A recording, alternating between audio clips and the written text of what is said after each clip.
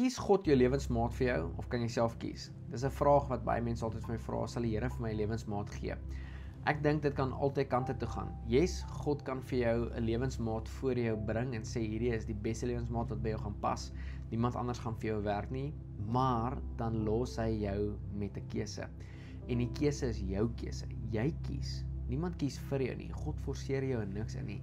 Jy kan vandag kies of jy daai persoon vir die res van jou lewe by jou wil hê of nie. Dis absoluut jou keuse. En hulle kan kies of hulle by jou wil wees of nie. Die Here kan nou na jou toe kom en vir jou sê, daai is jou vrou of daai is jou man. Maar tensy hulle nie die keuse maak nie, kan jy hulle nie forceer nie. En die hartseer ding vandag is dat daar baie mense daar buitekant rondloop en met hulle gaan uit hulle pad uit om seker te maak jy weet, die Here het vir hulle gesê, jy is hulle lewensmaat. En dan wanneer jy nie saamstem met dit nie, dan is hulle vir jou kwaad want jy is ongehoorsaam. En dis nie waar nie. Moenie onder daai druk ingaan nie. Niemand kan dit vir jou forceer nie. Ek kan na iemand toe gaan en sê ek voel die Here sê hierdie, maar daai persoon moet absoluut daaroor bid en vrede kry dat die Here dit vir hulle ook sê. As dit nie so gebeur nie en ergens down the line kry iemand seer hierso, dan sit hulle in twyfel want hulle weet nie of die Here gesê het of die Here nie gesê het nie. Vandag kan ek kyk na my eie huwelik. Ek en Nadia was eers net vriende gewees. En een oggend het ek tande geborsel in Bloubergstrand. En sy het in Seepunt vakansie gehou en ek was in die Kaap vir 'n begrafnis gewees. Maar ek staan in die woonstel in Bloubergstrand, borsel my tande en ek vra die Here, wat dink hy van hierdie girl? En die Here sê vir my, she's a rare jewel in my crown. En net daartoe weet ek, dit is my vrou. Nee, die Here het nie gesê hierdie is jou vrou nie. Die Here het nie gesê jy moet met haar trou nie. Die Here het nie eens gesê ek moet 'n move maak nie. Wat hy wel gesê het is, she is a rare jewel in my crown. Ek het 'n lys gehad op my foon van 36 punte waarvoor ek gebid het dat die Here vir my so 'n vrou soos hierdie gee. En 36 punte het onmoontlik gelyk, maar Nadia het letterlik elke boksie getik. En toe hy vir my sê, she's a rare jewel in my crown, het ek geweet hierdie is een spesiale girl, dat Jesus 'n plek in sy kroon vir haar het. En daai aand toe sê ek vir haar hou van haar. En toe ek het vir haar sê, toe kom vrede wat verstand te bowe gaan oor ons albei. Sy het van my gehou, ek het van haar gehou. Fast forward 2 weke later, staan sy in die stort eendag. En sy sê vir die Here, Here, as hierdie my man is, asseblief voorsien vir hom 'n ring, want hierdie evangelis sal uit sy pad uitgaan om 'n ring op my vinger te kry. 4 ure later sit ons in 'n restaurant saam met ander mense en 'n oom sê vir my, hey buddy, as jy met daai vrou wil trou, dan het ek 'n ring vir jou. Dis nie my ring nie, die Here het dit vir my gegee, maar ek weet dis nie myne nie. En toe gee hy vir my 'n ring en ek kon hy ring aan Nadia se vinger gesit het. Nou ja, sy het die Here gevra voordat waarvan ek nie geweet het nie. Die ander oom het ook nie geweet nie, maar dit was 'n totale bevestiging dat ek wel haar man is. En steeds kon sy daar sê, ek kies om nie saam met hom te gaan nie. En weet jy wat sê die Here doen? Vir my 'n ander vrou gee en vir haar 'n ander man gee wat ook by haar sou gewerk het. Want ons kan kies. Ek en jy kan kies.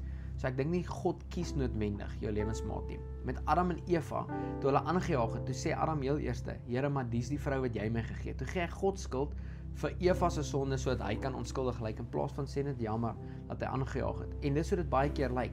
Mense sê die Here het hierdie persoon vir my gegee. En in 'n oomblik as daar troebelwaters kom, wat gaan gebeur in jou huwelik? Dis nie smooth sailing. Jy moet deur dit gaan vir sanctification. Jy moet deur dit gaan vir heiligheid.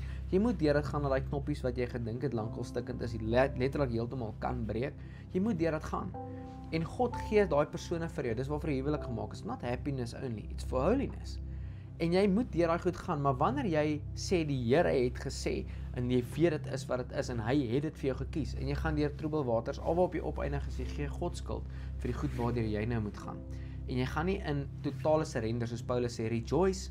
Again I say rejoice when you go through many trials and tribulations.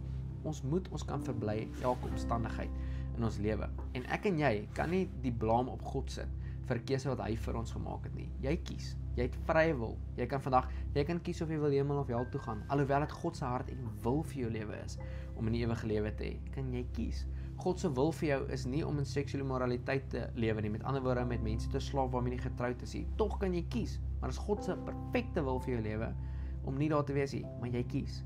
En die nagevolge is jou keuse gewees, nie God se gewees nie.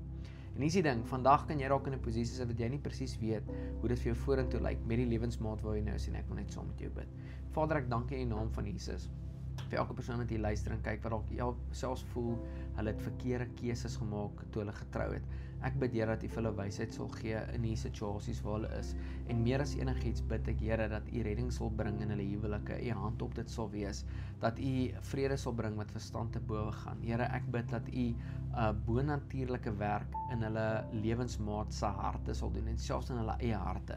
Dat hulle eers verander voordat hulle lewensmaats verander. Dat hulle lewensmaat sal sien as 'n persoon wat in die beeld van God geskape is. Vader, ek dank U vandag daarvoor dat ek ewen die voorreg het om te kan bid saam met hulle. Jesus, ek bid dat die mense wat nog nie getroud is nie, maar in verhoudings is, goeie en gesonde keuses sal maak vir die pad vorentoe.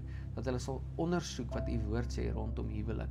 Dat lig en donker nie met mekaar meng nie. En dat ons nie 'n ongelyke juk kan dra nie, maar dat ons dieselfde juk moet trek. Mense wat se harte na U toe verlang. Vader, ek dank U vir die huwelik wat so purify en sanctify. Ek dank U Jesus dat ons die voorreg het om in dit te kan wees en dat U die een is wat dit lei. En Here, ek bid dat ons U stem kan hoor en U ons stem ook hoor. Dat Here ons uitroep na U toe sal kom en dat ons uitroep nie op dowe ore sal val nie, Here, maar dat U ons gebede sal antwoord vir ons lewensmaats. Jesus, ek bid vir gesonde families. Ek bid dat mans hulle plekke as koning, priesters en profete in hulle huise inneem. Ek bid dat hulle leiding sal neem, onder U leiding sal wees, Here, en dat vrouens in hulle posisie as vrouens sal inbeweeg, waar hulle mans respekteer, Vader, en onderdanig sal wees, soos wat hulle aan die Here is. In die naam van Jesus, Here, ek bid dat 'n gesonde familie sal wees, waar kinders na ouers toe kan kom en ouers na kinders toe kan gaan en hulle veilig kan voel in dit ook. En ek bid dat mense hier vanaf vorentoe gesonde keuses sal maak. As hulle weet hierdie is nie hulle lewensmaat nie, dat hulle onmiddellik uit daai verhouding uit sal stap.